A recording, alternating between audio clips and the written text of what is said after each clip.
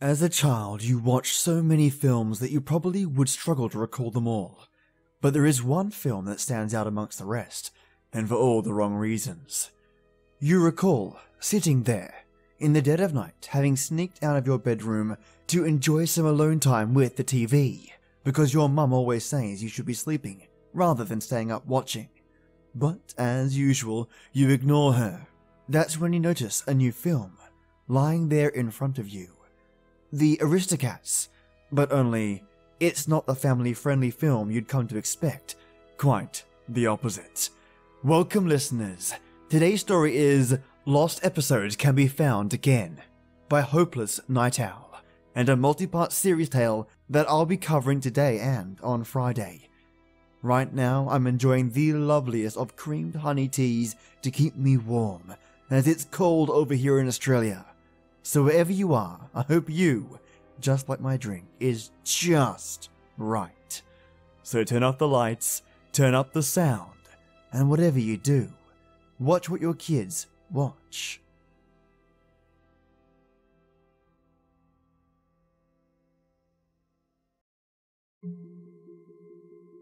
I'm going to tell you a secret, but first, you have to promise me you won't laugh. This is still an uncomfortable subject for me, so I'd appreciate your understanding. Do we have a deal? Good. When I was 5 years old, I watched a movie no child should ever see. I don't remember much about the circumstances of my viewing, other than it was at the house where my family lived, late at night, in the dark with only the television providing light. The film was an animated feature, and depicted themes of animal cruelty, death, and dismemberment. The scenes were surreal and terrifying, and left a deep impression on me.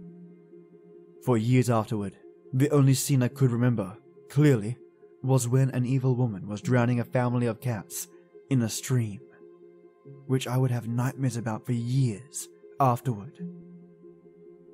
I remember seeing it early in the movie, followed by many more disturbing and surreal scenes. Remember your promise, because this is the part I was talking about. I never told anyone about what I saw, but the name of the movie was well known, The Aristocats. I suppose I can forgive you if you broke your promise, but I must emphasize that I am not joking. I saw a movie called The Aristocats filled with the scenes I have described, and it scarred me for life. I didn't think about the experience very often, but it was always in the back of my mind in some way.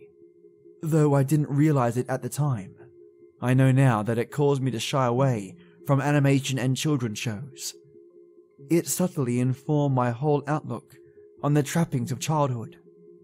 I found myself bracing with dread whenever I had to watch any children's animation in school. My childhood was relatively normal otherwise, for an introvert anyway, but every once in a while I would think back to the movie and found my inner peace disturbed. It wasn't until maybe 3rd or 4th grade that I started to realize that my experience with the movie had not been typical. I didn't tell anyone, not even my parents, about what I had witnessed in that dark room at age 5. But I eventually figured out, on my own, that there was nothing horrific about the version everyone else had watched. I still wasn't willing to see it by myself, but I figured if they had seen what I had, I would have been able to tell whenever they spoke of the film. Anyone who had anything to say about it seemed to consider it either a nostalgic classic or unremarkable. When I was in middle school, I asked my mum if I had ever seen The Aristocats.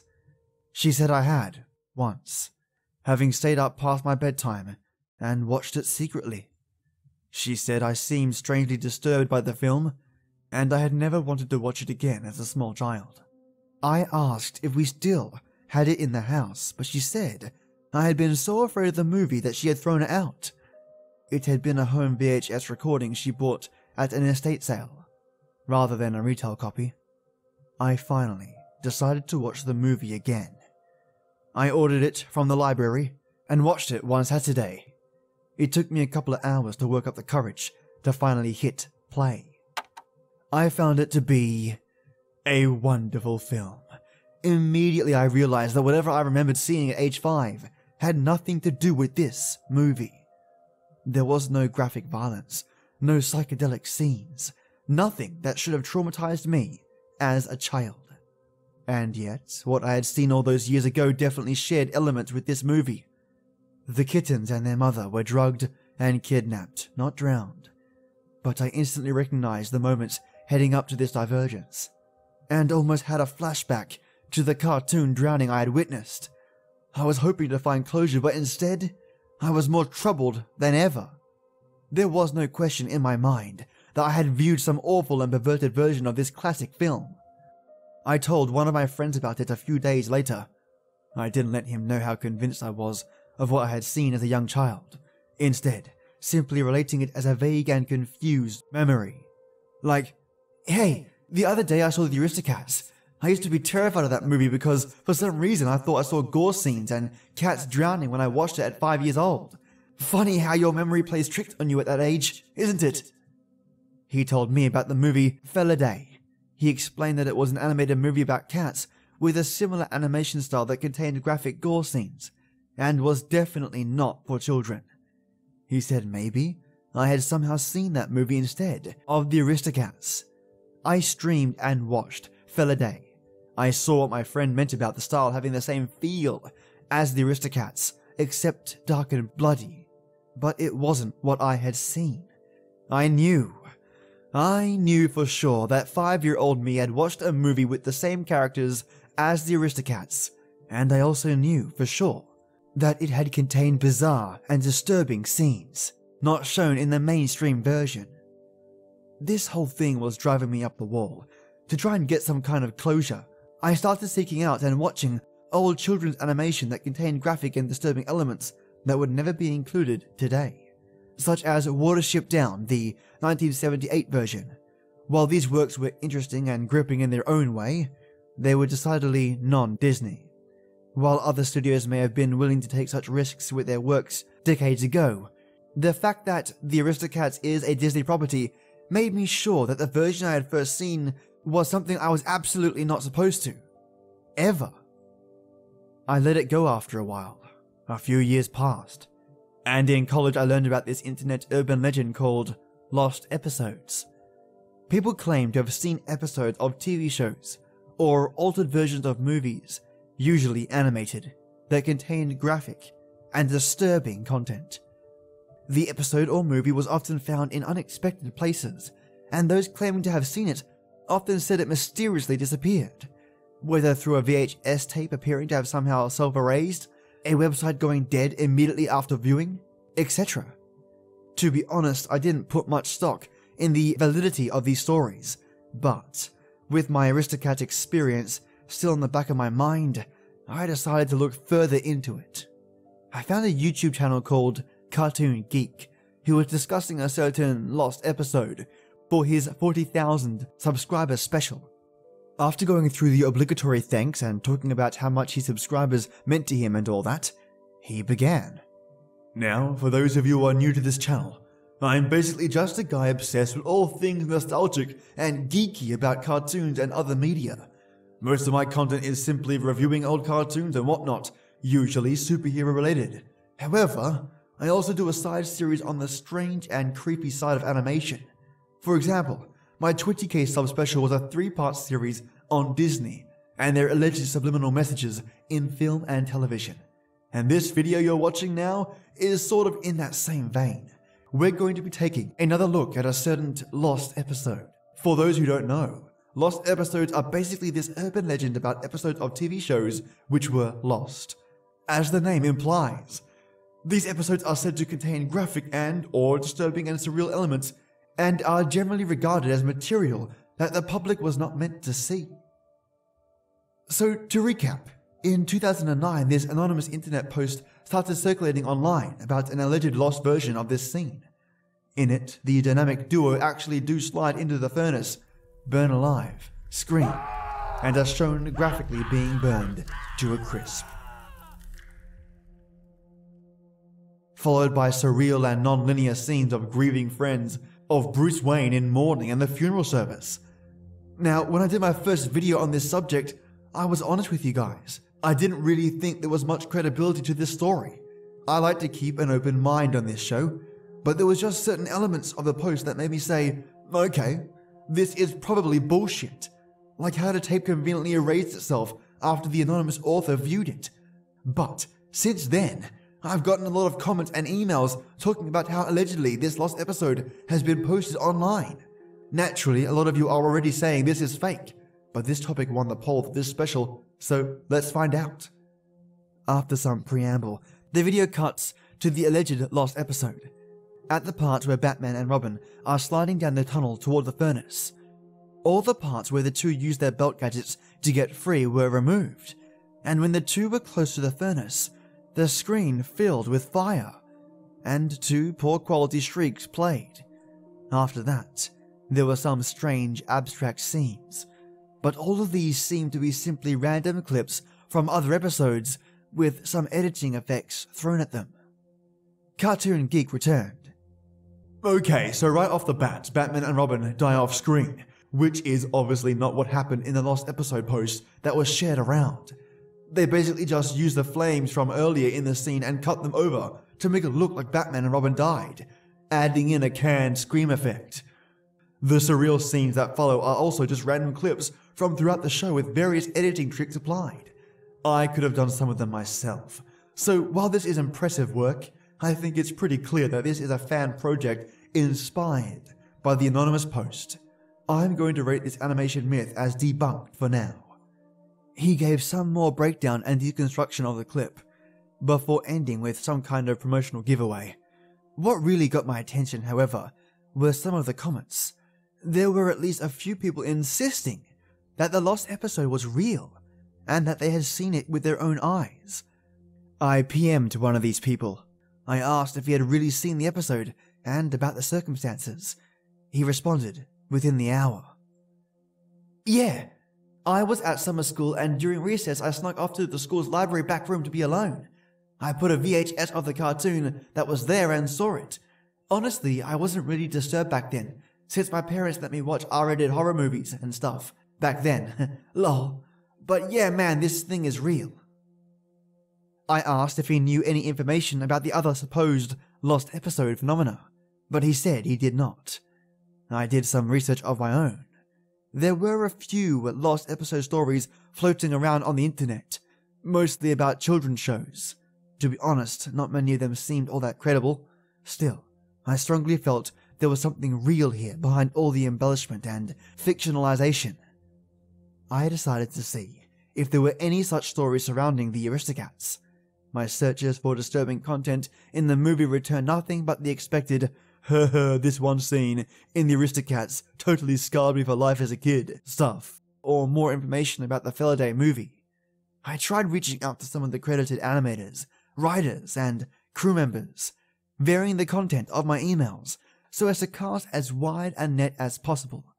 For example, some of my emails focus on disturbing content that may have been cut, while other drafts asked more generally about alternative versions or cut scenes. I also expanded my web searches. I used all the search engine tricks I could find, and started using obscure and foreign language engines. After a few months of no information, and no responses to my email queries, I started to think that maybe I should just forget about the whole thing. Maybe my real memories of watching the Aristocats had merged with some nightmare I had to create my present memories, and maybe repeating those memories to myself so many times during my childhood had falsely convinced me of their reality. I was about to consign to the newfound self-closure when I found something during one of my foreign language searches. It was a thread on a Chinese message board. The OP had a JPEG image and text that roughly translated to Aristocats movie. Creepy? If I had had a coffee to drop and spill all over my computer, I would have.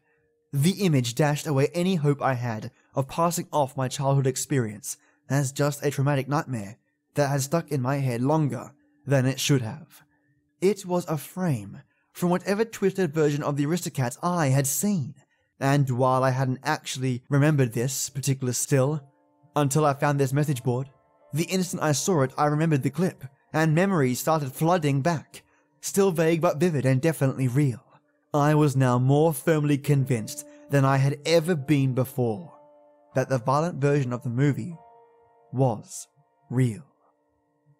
The image was of the black kitten, Berlioz. His face nearly filled the frame, and his eyes were wide and terrified, red veins bulging, his fur standing up as if charged with electricity. The picture itself wasn't any more inherently disturbing than the grotesque fan art you can find for all kinds of different shows and movies, but unlike those other images, I knew this one had a genuinely sinister story of some kind behind it. As such, it haunted me like no other image ever had. There were only a couple of replies on the thread, both of which were short and neither of which provided any information about the image. I used Google Translate to try to ask the OP for more information, but never received a response. I performed a reverse image search of the file, but it returned no other results. However, a few weeks later, I finally got a reply, one of the emails I had sent to the production staff. The reply was to one of the emails I had written that hinted more strongly at the reality of what I had seen as a kid. The response was short and curt, but gave me new hope of finding answers. Hello. Sorry for the late response, but I read between the lines of your message, and if you've seen what I think you are hinting at, you need to look into the Lost Media Group. That's all I'm going to say on the subject. I googled Lost Media Group, but the closest thing I could find was a website for an online club called the Lost Media Society. It was a site for media enthusiasts to collect, trade, sell, buy, and discuss lost media, including lost episodes as in real lost episodes that simply never aired, not the urban legend ones that contain surreal, disturbing, or even supernatural content. This community was interesting in its own right, and I became involved with it, eventually even becoming a site moderator. Once I was established as a respected regular, I decided to PM one of the head admins and ask him about the lost episode legend. He responded that he had heard of it, but it wasn't really something the site dealt with. He recalled that in the past it had been talked about, and some had even suggested banning discussion about it since it was seen as a spam topic after a while. I asked if he knew about an organization called the Lost Media Group. He said he had heard of it, but didn't know anything about it, and suggested that I contact a certain other admin who did know more about this entity. I messaged this admin and got a response within the hour. He told me the Lost Media Group was the group alleged by some to be behind the lost episodes phenomenon. According to him, they produced not just altered versions of movies and television episodes, but were also said to make their own versions of other media, such as video games and comic books. He said he did not know much else about them, other than some lost media collectors were willing to pay large sums for an authentic work by this group, and that before the Lost Media Society had banned discussion of the lost episodes legend, some of his collectors had asked about them on the site. I asked if he could refer me to such a collector. He said my best bet would be a certain retired site admin who was no longer active in the Lost Media Society.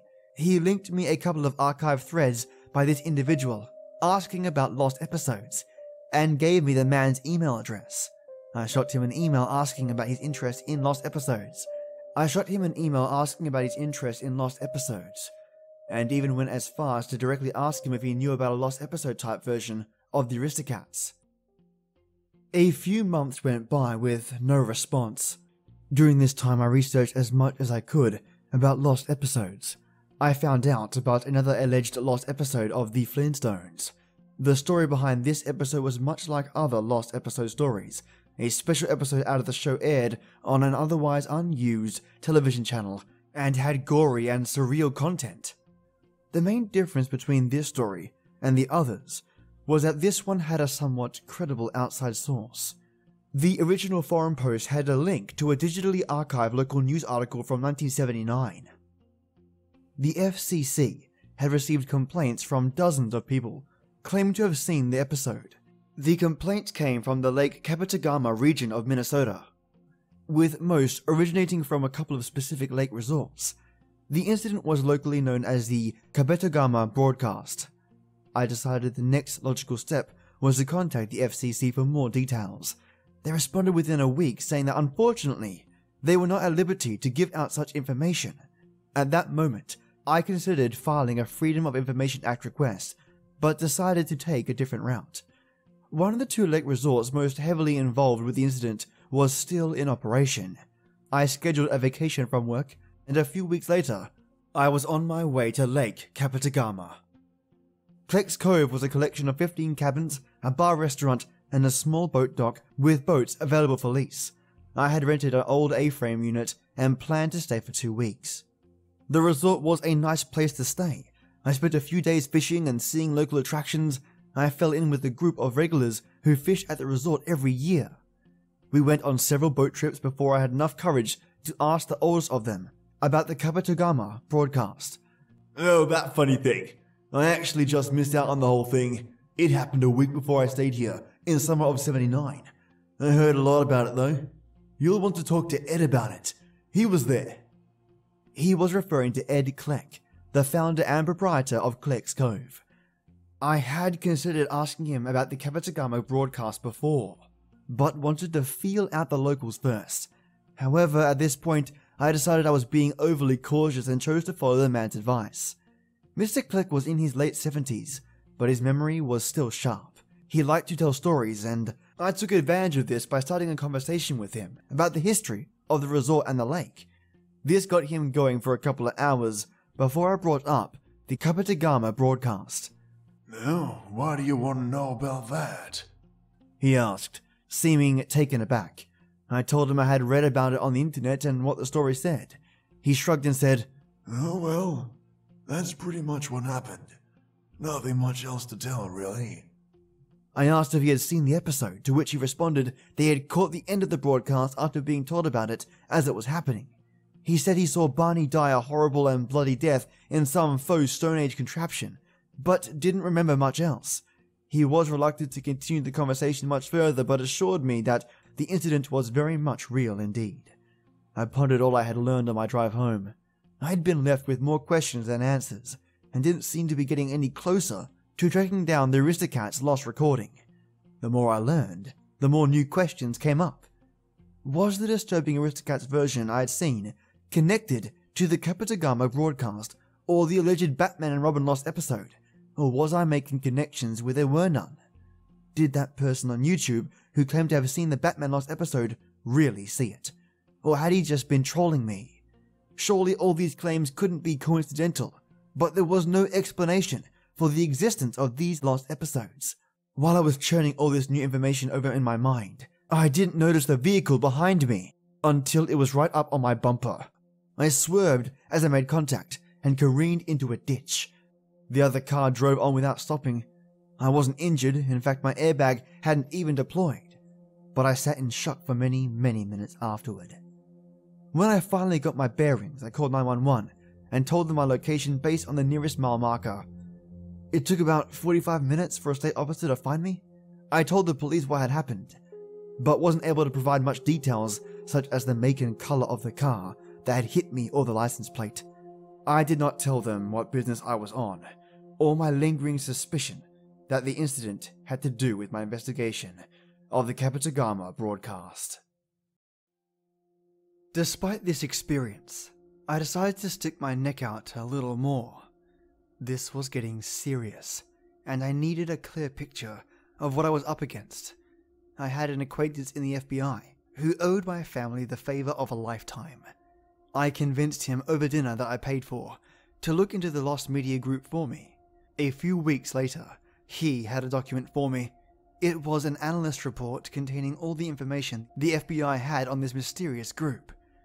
The information known by the Bureau about the lost media group is so scant as to strongly suggest that the group does not really exist. This report assumes the existence of the group for investigative purposes. However, most of the information contained herein is more speculation than confirmed fact. Most of the testimony concerning the LMG has been hearsay and off the record. The exact nature, size, organization, origins, and goals of the LMG are mysterious. It is said to be a multinational organization that has embedded in multiple entertainment industries and is most active in cities with large concentrations of entertainment companies, such as Los Angeles, New York City, Atlanta, Toronto, and Tokyo. Membership is by invitation only, and is rumored to include a number of wealthy entertainment executives and financiers. Second-hand informants report that the group uses a variety of criminal tactics, including bribery, blackmail, and violence, to prevent the dissemination of information concerning them. It is speculated that the LMG uses other crime syndicates as proxies for their operations in order to obfuscate investigations into their activities, and that they mislead people into believing they are more powerful than they really are. Claims that the group possesses supernatural powers are likely the result of selective disinformation campaigns. The Lost Media Group first came to the Bureau's attention during the 1970s, but is said to date back to the early 1900s. During the 1920s and 1930s, an urban legend emerged concerning mystery reels, which were said to be altered versions of syndicated movie theater reels that differed significantly in content and tone from the standard copies.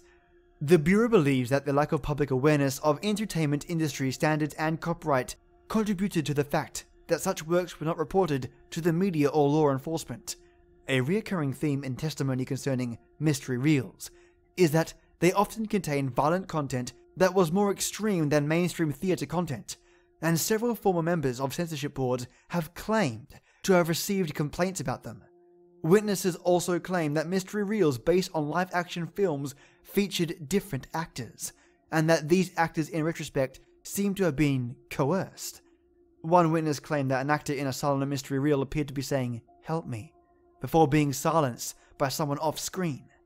These claims have led the Bureau to believe that the LMG may have participated in trafficking in human beings. The group is also rumored to have been involved in the production and distribution of snuff films, though there is as little evidence to support this claim as there is to support the very existence of snuff movies. Other crimes the Lost Media Group is suspected to be involved with include media piracy, drugging of actors, trafficking in endangered species for use in films, and recording executions for other criminal organizations. I pondered over the report. Membership by invitation only. Well-funded, well-connected, must be well-organized. Membership by invitation only. Well-funded, well-connected, and must be well-organized. Yet their activities seemed nothing short of bizarre. Why would a group with this kind of resources this group apparently had? Unlike the FBI, I was beginning to take the existence of the Lost Media Group for granted at this point, not spend them on more traditional and profitable criminal activities. Why would that many people commit so many resources and risk so much just to make movies? There was no way such a sophisticated syndicate could make enough money off of simple piracy to be considered profitable, and the other crimes listed in the report would seem beyond the scope of expertise of a cabal ostensibly comprised of people in the entertainment industry. Was it not about money? An ideological or religious motivation? Perhaps? Certainly, it did not fit any religion I could think of, and it didn't seem like they were interested in influencing elections. Their motives must be subtler. They had a message they wanted to send, or an influence they wanted to create, using the power of mass media, and are willing to dabble in any number of crimes towards whatever their ultimate end was. A few weeks later, I received a reply from the former Lost Media Society admin, the one who's said to be attempting to collect lost episodes. He told me he was not aware of an Aristocats lost episode version, but that he was nevertheless now in possession of several lost episode copies, and was willing to show them to me. For a price. To be exact, he wanted $1,000. I agreed without hesitation.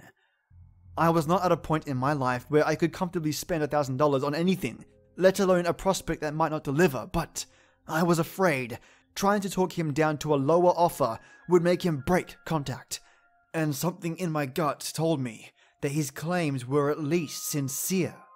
He gave me the address of a secluded cabin he said he would rent for this purpose. which was several states away. He said to come alone, and gave me the exact date he expected me there. I was a little put off by his curt tone, but figured he was paranoid of someone stealing his collection, or worse, being hunted down by the people who made the items. I prepared for the trip and left immediately. When I arrived in the state where the cabin was, it was still a couple of days until our meeting date, so I checked into a hotel. I was up late watching TV in my hotel room, with the lights off, when I found the channel playing the Aristocats. It was in the middle of the movie, but I kept watching. I grew nervous. I had already watched the whole movie, and knew there was nothing unwholesome in the standard version, but the setting, alone in the dark, with just the light of the TV, was strongly reminiscent of my traumatic virgin experience with the feature. Soon though, my unease turned to comfort. I realized there was nothing to fear. Sure, at this point I was convinced that somewhere out there existed a violent and twisted version of the Aristocats, one which I had been unfortunate enough to somehow see as a child, but that didn't matter. It couldn't hurt me now. I laughed as I realized I now had the chance to relive the memory without the trauma. So I grabbed a snack and continued watching in the dark, for once able to enjoy the film as it was intended to be enjoyed. I was able to appreciate what a truly great movie it was, how much effort was put into the animation and voices, how great even the music was. The soundtrack was a little distorted though. As I turned up the volume to hear it better, I realized it wasn't the TV. The music became faster and more distorted, and the scene began morphing into abstract images. I heard screams from the TV, and disturbing images too brief to make out clearly flashed on the screen. This all ended with the still image of Berlioz, the one I found on the internet with his eyes bloodshot. On the image were 2 words in red caps: "Stop asking." The screen then went to black. I sat in total darkness, my body quaking, tears and snot running down my face, hardly able to catch my breath. I turned on the lights, threw up in the bathroom and switched the channel. All of the stations were playing normal television, which was somewhat comforting, but I still checked out of the hotel and went to a different one. At this point, I considered giving up the hunt. My first goal had been to find out if lost episodes were real, and I had certainly achieved at least that. Whether going further and finding out the exact nature and origin of them was worth it was becoming an increasingly dubious prospect. Whoever was behind them had powers and resources to seriously threaten me, and I didn't know if full closure was worth risking my neck any further. In the end, I decided to keep going though. I was close now, and if there was some secret, powerful group behind all these lost episode stories, the world needed to know. Who were they to try to intimidate me into giving up? No, I wouldn't give up the hunt. At that moment, I doubled down in my determination. At the appointed time, I showed up at the cabin. It was night, and the moon flooded the lonely cabin in an eerie glow. There was a vehicle in the driveway, but the lights were out and there were no other signs of occupancy. I timidly went up and knocked on the door. Without turning on any lights, the man greeted me. For his own safety, I will not describe the man. Safe to say that he appeared middle-aged. So, you were serious about this? Good. Do you have the money? I gave him the suitcase of cash. He turned a lamp on and counted it out, then motioned for me to follow him to another room. He closed the door behind him before turning on the light. The room had a high ceiling and nature paintings on the wall, along with a single shelf of old books that were clearly there for decoration. Centered on one of the walls was a large plasma television. There was a lot of space, but the man himself had only put a couple of chairs and some plastic storage tubs on the floor. So, here's my collection. It ain't very big, but you'll have a hard time finding these items anywhere else. Sorry to have to charge you so much, but you gotta realize I'm taking a huge risk by showing this stuff to a stranger, so you gotta make it worth my while. I trembled with anticipation. At least, I was about to have some real, concrete answers. Like I said in my email, I don't have, nor have I previously heard of an Aristocats video made by these people. But from how you described it, I completely believe you saw it. It fits right in with the kind of thing they would make. He continued, By they, you mean the Lost Media Group? I interjected. Yeah, they would be behind the thing you saw, along with the Batman Lost episode if it indeed exists, though I haven't been able to find it myself, but again, wouldn't be surprised. I don't know what their goal is in making these things, but they're interesting as hell, so I collect them. I asked if he could share some of his contacts, but he flatly refused. I only give that information to trusted friends, and even if you were one of them, I would make you pay more than you could afford. Please, don't ask me that again. You're lucky I even agreed to show you my collection. I was a little flustered by his tone, so I just nodded. Then we got down to business. He opened up one of the tubs and pulled out a VCR, along with a black VHS tape, with a white label that read Pink Panther in black Sharpie. He hooked up the VCR, inserted the tape, and played it. It was a lost episode from the Pink Panther cartoon series, which was a show consisting of short sketches about 5 or 6 minutes each, with the Pink Panther going on various solo adventures and getting into trouble with other characters and situations, which he manages with his superior mastery of cartoon physics. There is never any dialogue, save for the occasional wordless exclamation or babbled nonsense, like in the Tom and Jerry cartoons, and every short has the Pink Panther theme playing throughout. I had watched a little of the show as a kid, but didn't have many memories of it. The episode was called 40 Shades of Pink, which I assumed was a pun on how Ireland is said to have 40 shades of green, since this was a St. Patrick's Day themed episode. It took place in a Greenland that, while not explicitly identified as Ireland, was obviously supposed to be the Emerald Isle, or at least some generic insular Celtic fantasy land. The short involved the Pink Panther trying to steal a pot of gold from a leprechaun, or rather, the reoccurring little man character dressed as one. As the Pink Panther was walking over a rainbow like a bridge, a storm cloud caused it to disappear from under his feet. He fell, and there was a sickening crunch sound.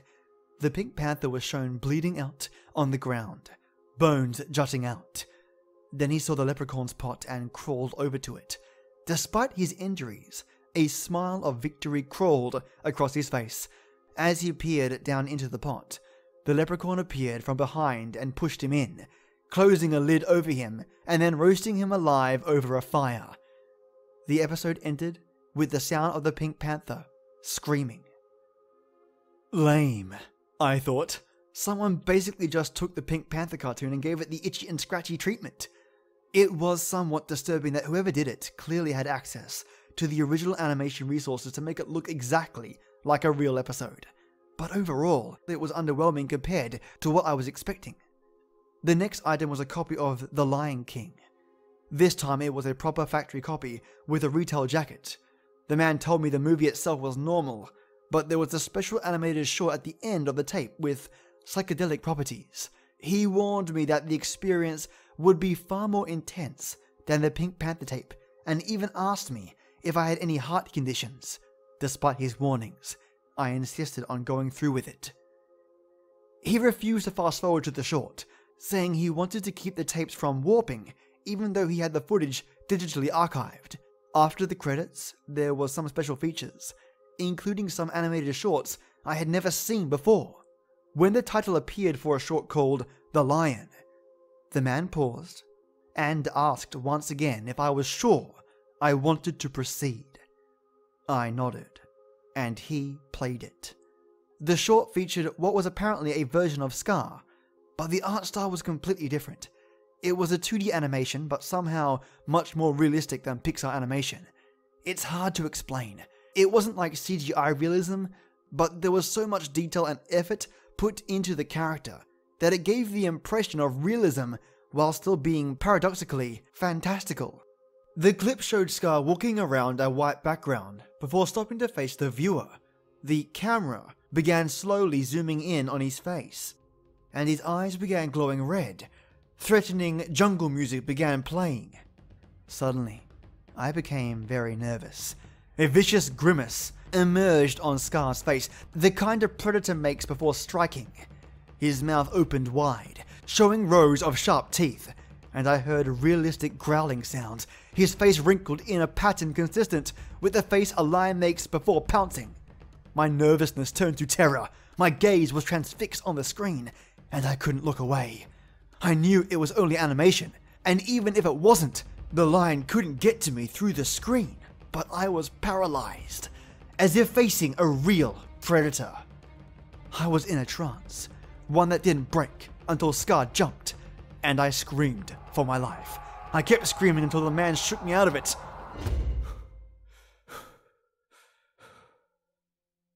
"Sorry about that," he said, "but I did warn you." Once I got my bearings back, I asked for the next item. He gave me a puzzled look, as if he expected me to just give up and want to go home after the last tape. But he shrugged and got the next one. It was another home VHS tape labeled Super Bowl 2000. This next one won't do anything to you like the Lion video, but it's disturbing in what it shows. In fact, I'll just tell you what it is. This tape shows a riot that didn't happen. If you didn't know, there was no sports riot at the 2000 Super Bowl, certainly not in the stadium itself, but the tape shows just that. Once again, the man refused to skip to the interesting part to preserve the integrity of the tape. In the third quarter, a referee made a call that didn't sit well with Titan fans, and someone threw a beer bottle. More people started throwing things, and it escalated into a full-scale riot, in which spectators swarmed the field and attacked each other. You could see the majority of the crowd slowly evacuating the venue, while a small but determined segment began vandalizing the place and having sporadic brawls. There was no commentary at this point, just raw stadium footage that cycled through various venue cameras. About 20 minutes into the riot, the tape ended. This tape did not cause me to experience abject terror like the last one. In fact, the riot hadn't even been that bad compared to the other sport riots I'd seen. But I found it disturbing on a deeper level. The fact that they could alter a recording of a sports event to make it show something that so blatantly didn't happen in reality terrified me. They could only have done it in one of two ways, with editing techniques that were well beyond what was publicly known to the world, or with some type of magic. I still asked to see the next item. The man said it was the last one. It was a plug-and-play video game this time. The man explained that the Lost Media Group was known to dabble in other mediums besides movies and television, and that in particular, they were said to produce a lot of lost video games, though this was the only one he had been able to acquire. The game was labeled Pokemon Black Carbonite. I actually remembered hearing about Nintendo making a Pokemon plug-and-play game that was cancelled, but I didn't know if that was the title. The thing was black and bore a white image of Pikachu, sporting a menacing grin. "I'm not going to let you play this. I myself will never play it again. This thing will mess you up, and it's downright dangerous. You can examine the hardware though." I took it from him and did so. The first thing I noticed upon closer inspection was a fissure in the control pad. A lot of force had been applied to make the crack. Then I noticed that some of the plastic was warped, melted. I looked at the man. He gave me a look back, a look of understanding that there was nothing more that needed to be said. I handed the game back to him. The man said some goodbye formalities, put his hand over my shoulder, and aggressively led me to the door, closing and locking it behind me. He never saw my camera. During the lion short, I had managed to snap a quick digital photo of the TV screen while the man wasn't looking, and had put the camera back away before the whole bad acid trip thing.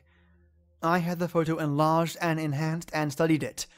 It was still frightening even without the psychedelic properties of the animated short. Again, despite being a cartoon, it had such detail and realism that it seemed more alive than I thought a cartoon could. I did some research on art and animation styles, and learned that this technique was known as hyperrealism, a style intended to give intense, lifelike detail, using traditional, non-digital art methods. Some pieces of this genre were almost indistinguishable from photographs. The lion wasn't quite that realistic. You could still tell easily enough that it was a cartoon, yet it was somehow as visually striking as a real photo of a lion. I continued my research, now focusing on finding people who were knowledgeable about this art form. I narrowed my search down to a few academics and animators, and emailed them the lion still. I got a response from one expert saying the style reminded him of Johann Strobel, an Austrian artist and animator who had moved to the United States in the 1930s, He had worked for Disney briefly before starting his own animation studio. He was known for his bizarre deconstructionist approach to animation, and had started his own small anti-art movement of sorts. Animators and cartoonists trained at his studios produced their own bizarre works, which often included violent and grotesque scenes. Despite the fact that the studio ostensibly marketed to children, the email went on to explain that Strobel became increasingly obsessed with magic and the occult during his career. He became less and less functional, until his studio was forced to close due to bankruptcy. Curiously, the studio was known to produce only a handful of original works of its own. Apparently, the animators had spent a lot of time deconstructing and replicating the works of other companies, mainly Disney, since they were the only major animation studio at the time, and altering them to make them surreal or disturbing. This would have opened the company up to privacy claims, except that they never sold such works to the public, instead gifting them to a handful of collectors within the anti-art elite community. Strobel had also self-published a book, a manual of sorts which contained prints of some of his still cartoons and instructions on his technique. It was simply titled Animation Deconstructed. I was immediately determined to read it, but it took me ages to find a copy. I managed to track one down at a public library headquarters 3 states away. The book was in their special archive collection, so I couldn't get it through interlibrary loan. I had to drive there, where they would allow me to examine it in their archive reading room. The room was sparse, dusty, and poorly lit.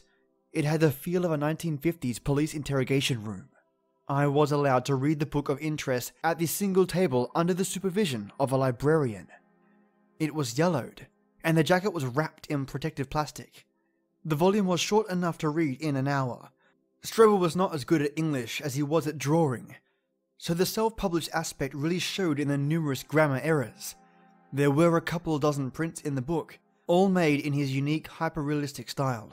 Again, they were photorealistic like other artists in the genre, but had a depth of detail and perspective that made them appear alive all the same. None of them did anything paranormal or anything like that, but there was one that managed to seriously frighten me. It was a cartoon snake, a cobra, with its fangs bared and a menacing look in its eyes. You know how some paintings of people have the eyes painted in such a way as to give the impression of the subject's gaze following you as you view it from different angles? Well, this piece didn't do that, but it had some similar thing going on with the eyes of the snake appeared to bore right into you straight through the page. I felt like the snake was going to strike up and dig its fangs into my arm. I didn't have a trippy experience like with the line animation, but it was still surreal and unnerving. In addition to sanctions on art technique, Strobel had also included a number of seemingly randomly placed critiques of the state of animation that could generously be described as educated rants. A frequent target of his criticisms was Walt Disney, whom he decried as an amateur buffoon who was holding back the animation medium from its true potential. The author went on to emphasize the need to be bold and daring in animation, and willing to push social taboos. I returned the volume to the librarian. I hadn't discovered anything that would help me with my search for the Aristocats tape, but at least I had come away with some interesting insights into the philosophy of the man who may have been behind it all. My next step was to visit Strobel's studio, which involved yet another cross-country road trip. I started to wonder how much gas money I would have ended up spending by the end of my search for that damned video. Was it really cheaper than flying? At least the studio was still standing, though I had arrived anticipating that everything of major interest would have been looted decades ago. Still, I held out hope as I pulled into a shopping center parking lot.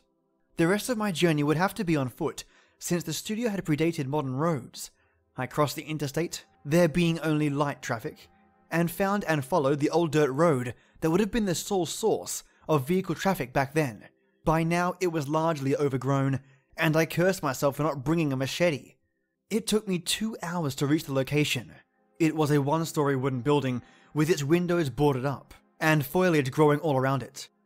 I walked the perimeter, looking for a way in that wouldn't open me up to charges of breaking and entering, though I seriously doubted anyone would ever know or care I had been here in any case. To my disappointment, no entryway had been left by previous urban explorers, and I had to hack away the boards of one window with a hatchet I had brought. It may have been easier to smash down the door, but that felt somewhat less ethical. There was of course no source of light, except the now open windowway. But I had had the foresight to bring 3 high-powered LED lamps in my backpack, which I now set up around the floor, relieved that I did not see any scurrying or slithering. The place seemed smaller on the inside, barely spacious than my basement at home. There was no furniture except a couple broken easels on the floor. They probably sold off the tables and desks to pay off their debts, I thought. Some scuff marks were visible on the wooden floor. There was a low wooden partition that sanctioned off a small segment of the room. I guessed that this was where the administrative desk had been, while the rest of the floor was used for the actual animation work. Like I said, I hadn't really been expecting to find anything important, but it was still disappointing. I spent the next couple of hours pacing the floor, wondering if the whole trip had been a waste of time and mileage. I was about to pack up my lamps and leave, when I discovered a trapdoor behind the floor partition. I had taken one of the lamps off the floor to perch it on top of the partition, and the light now allowed me to see outlines of the trapdoor, along with its hinges and latch. The door was about 3 feet by 2 feet. I grew excited and opened it. Annoyingly, the door did not appear to have a mechanism for staying open, and was far too heavy for me to hold up. I had to back out through the window, and back several times, just to bring some rocks to prop it up. But the content of the compartment were worth it. The compartment was about 3 feet deep, and contained what looked like diagrams for animation or film devices, along with various little parts, knobs, bolts, lenses, and the like, all scattered at the bottom. I studied these with fascination, but couldn't make heads or tails of the schematics. I tried fitting some of the parts together with no success. I decided against taking these items with me.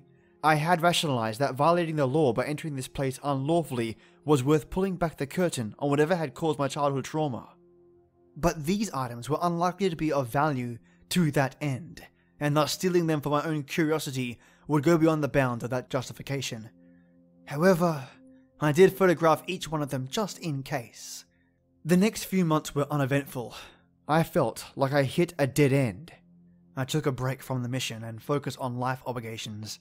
I had just managed to comfortably put the lost episode search on the back burner and feel contented when I received an email with the subject, "What you've been looking for."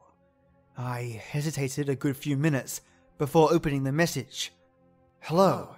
If you want answers, meet me at this address and time." My heart raced. This email wasn't from any of the addresses I had messaged. I instinctively felt I was about to finally get closure, and was suddenly terrified.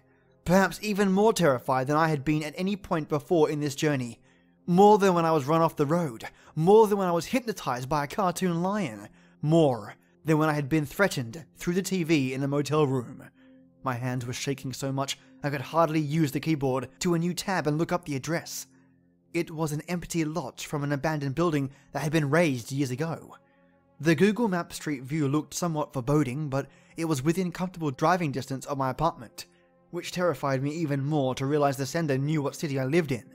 Still, I asked off work for the specified date, and was racked with dread until it arrived, barely able to concentrate on my job, and drove to the lot 3 hours ahead of time, parking my car in the street as was typical for the neighborhood. It was a sunny spring day, and the wind made me uncomfortable despite the warm weather. Each passing car made me apprehensive, particularly the ones that appeared to slow down. I had an overwhelming urge to drive away as the appointed time drew near. When the car stopped at the lot exactly at the time, I was surprised to see a woman get out. She had cropped red hair and appeared to be in her early 40s. She was wearing a black leather jacket and walked right up to me. She smiled slightly. "Hi, you can call me Kathy. I am from the group you've been looking for." I swallowed and rendered a quiet greeting. She didn't look threatening. I had trouble imagining what could have possessed her to join an organization like the Lost Media Group, but right now, I had other things to be concerned with. "Don't worry, this isn't a setup," she reassured, reading my apprehension. "If we wanted to do you in, we could have and would have done it already." "So then what do you want?" I interjected. "We want you to stop looking into us," she stated plainly. "And to that end, I managed to convince the higher-ups to let me show you what you've been looking for so that you and we can put this behind us." "You mean the Aristocats video?" I asked. She nodded. For security reasons, we obviously can't just give it to you. The best I could arrange was for you to be allowed to see it, under supervision, at one of the abandoned movie theaters we used to give private viewings of our works for select patrons. We're about to leave that location anyway, and needless to say, you shouldn't even think about telling people we were ever there. I nodded and grunted. If it meant finally getting answers, I was willing to put up with a little more bullshit. I hope you have the whole day free, because the theater is several hours away. I nodded again, suspecting that she already knew the answer. We got in her car and were off. We drove in silence for the first hour or so. Then I asked her why the group made lost episodes. She waited a few moments before answering. Well, I guess you could say we aim to challenge the status quo of programming and give animators a chance to really test their limits. That's why I joined when the organization invited me. And why do you leak them to the public if you want to keep them secret? I prodded. We don't leak them. Sometimes they just get out, and people who weren't intended to see them do.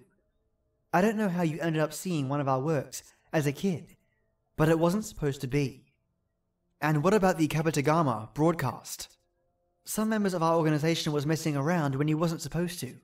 Or maybe it was a TV broadcast, only intended to be seen by members back when we were a little more lax about security. Look, I said we'd show you what you've been looking for. Beyond that, I'm afraid I'm not at liberty to satisfy your curiosity about our inner workings. I was silent for a few more minutes. Her answers were suspect. The Lost Media Group seemed like the type of group that would find pleasure in shocking and traumatizing random people with their twisted works. And I didn't quite buy that all exposure to non-insiders was unintentional. I thought back to the FBI report. I also wondered if she was completely happy with the choice she had made to join the organization. Well, I've already seen part of your Aristocats edit recently, I finally said. Kathy pursed her lips, and I could see in her eyes that she was briefly considering whether it was worth trying to pretend she didn't know what I was talking about. She decided against it. Yeah, sorry about that, I guess. But I guess they figured if we give you a good scare, you might give up and leave us alone. I was annoyed at her choice of words, as if they were the ones who only wanted to be left at peace all the time. I could only wonder if it hadn't been her idea. I also wondered if she knew I'd seen several of their other projects as well. When you visited Strobel's old studio, that was when we decided it was time to make a peace offering to get you off our back. The theater appeared to be one of those many theaters that had been opened during the 1990s blockbuster boom and then abandoned during the 2000s. It was along the interstate, isolated from any other building. We entered through a side door Kathy had a key for. The lobby was unlit except for the sun outside. I could see a ticket counter, a concessions area, and posters for old blockbusters on the wall. Covering the floor was carpeting of a faded color pattern. Adjacent to the small food court was an empty room that I guess used to be the video arcade. Kathy told me to give her my phone, which I did. She then escorted me down the gallery hallway to the very last gallery. She asked me if I was sure I wanted to see this. I answered yes, and she said I could sit anywhere I wanted. I chose a seat near the back, while she went up to run the projector. I began feeling scared. Sitting there in the dark, abandoned gallery was very reminiscent of sitting in the dark watching the Aristocats all those years ago, except all that extra space made it even more ominous. When the feature started, I could tell immediately that the audio was off. It sounded shrieky and low quality. Otherwise, the movie was normal up until the point when the old woman decided to get rid of the cats. Instead of drugging them and leaving them abandoned like in a normal movie, she drowned them in the river. It went downhill from there. Suddenly, I was a 5-year-old boy again, watching in horror as characters were mutilated, decapitated, and burned, all while strange audio and visual effects were applied. One particularly shocking scene featured real footage of cats attacking and killing a man. In real time, lines were drawn over the scene, covering it in sketchwork, until it had become a completely animated version of itself. It was done with such absolute perfection of technique that I was sure Strobel must have done that bit himself. I eventually got a grip and was able to sit through the rest of the thing calmly. It wasn't pleasant, but I was at least relieved to finally be getting it over with. When it was over, I think I had tears in my eyes. Kathy drove me back to the empty lot, and it was dark by the time we arrived. Before I got out, she spoke to me one last time. Now listen to me. You have found what you were looking for, and now that you have, you need to let it go. I took a big risk even pushing to let you in behind the scenes for that brief moment. If you continue pursuing information about our organization, we will have to take more drastic measures. We exchanged goodbyes. For years I kept my end of the agreement, to never speak a word about our encounter to anyone. However, recently I've been reconsidering the bargain. A few days ago, someone reached out to me on the web, asking me for information on lost episodes. They claim to have seen one as a child, and are hoping to find closure for their experience. I'm debating with myself whether it's worth letting them in on the secret, or if it would be better for their own sake if I convinced them they imagined the whole thing. This concludes Lost Episodes Can Be Found Again by HopelessNightOwl. Well, listeners, be careful what you ask for, right? What else could Kathy and the Lost Media Group be hiding? There must be a wealth of videos that they have tucked away and periodically released to corrupt people's minds. And it seems that there is a pattern with showing these videos to people at young ages and having it fester over the years. I think it would be interesting if our protagonist does pursue the case to finally get to the bottom of it all. Nothing beats a good mystery, and HopelessNightOwl does a great job. Folks, I'm sitting here with an Earl Grey after a very, very busy day and loving it. I was asked today about how my day was. Seeing as it started at 6 in the morning and finished at 5, it's been hectic, was my answer. I just wanted to say, thank you for listening, mates, and that this podcast is my way of relaxing every 2 days. So thank you all so very much. Have a fantastic weekend. A high five to my Earl Grey enforcers, and as always, till next we meet.